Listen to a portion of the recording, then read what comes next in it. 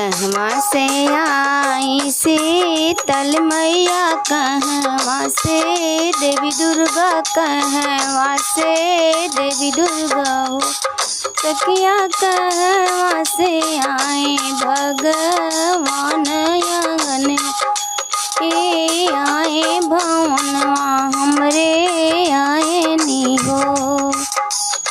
शीतलन से आई शीतल मैया, विंध्याचल से देवी दुर्गा, विंध्याचल से देवी दुर्गा हो सखिया के दली के बन से भगवान तीनों जने आए आंगन रे आए भवनवा हमरे आए नी हो।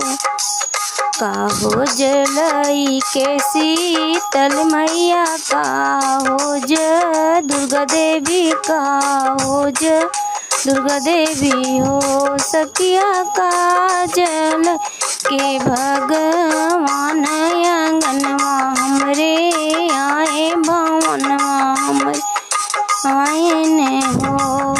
सोने कलश वासी तल मैया, पुष्प लिए देवी दुर्गा, पुष्प लिए देवी दुर्गा हो। अब शंख चक्र लिए भगवान आंगनवा हमरे आए भवन हमरे आए नहीं हो।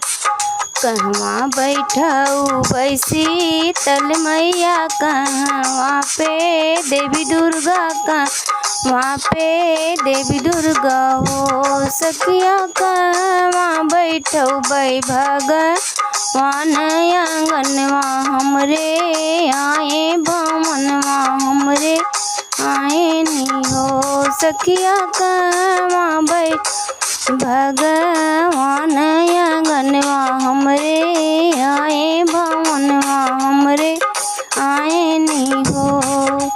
निमिया के छैया शीतल मैया, मंदिर में देवी दुर्गा, मंदिर में देवी दुर्गा हो सखिया, चंदन चौक भगवान आंगनवा हमरे आए भवनवा हमरे आए नी हो सखिया, चंदन चौकिया भगवान आंगनवा हमरे आए भवनवा हमरे आए नी हो।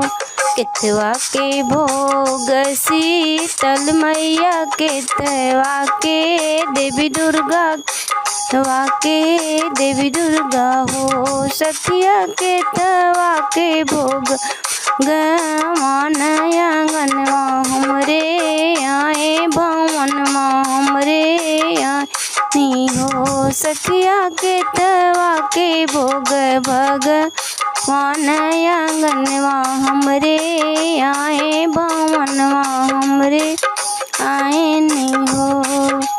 दहिया बतासा शीतल मैया, नरियर देवी दुर्गा, इयर देवी दुर्गा हो सखिया में स्वामी श्री भगवान आंगनवा हमरे आए भवनवा हमरे आए नी हो सखिया में स्वामी श्री भगवान आंगनवा हमरे आए भवनवा हमरे